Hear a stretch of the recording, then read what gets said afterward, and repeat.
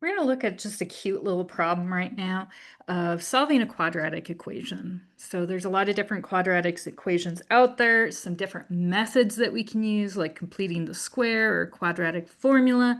When you have an example like the one before us, we can do a nice, cute little solution to that that saves us a lot of trouble. So this one has 2x squared plus 3 is equal to at 6, and we're looking for x. So I'm going to scroll down. Let's look at the method we're going to use for this, and then we're going to apply it.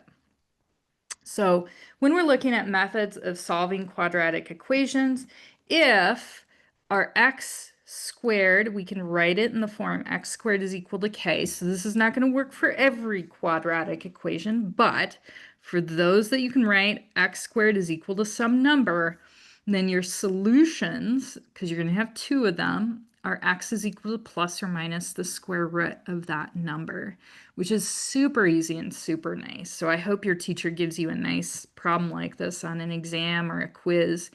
Give your brain a little bit of a break while you're working through things. Now, notice our problem doesn't quite look like that yet. We've got an 2x squared plus 3 is equal to 6. So we got a bunch of extra numbers floating around, but we can simplify it. So what we're going to start off with is we are going to subtract 3 from both sides, see if we can get our x squared by itself on one side.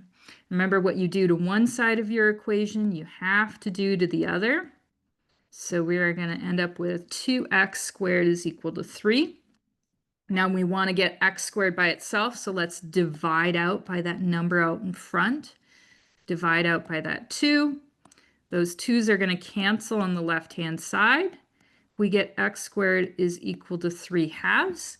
Now it looks like the equation that we had in our method. X squared is equal to some number.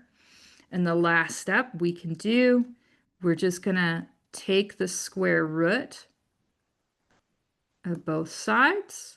Remember, the square root of something that's squared, they cancel each other out. So we just end up with an x on the left-hand side. And on the right-hand side, don't forget, we do need the plus minus. There are two solutions in there.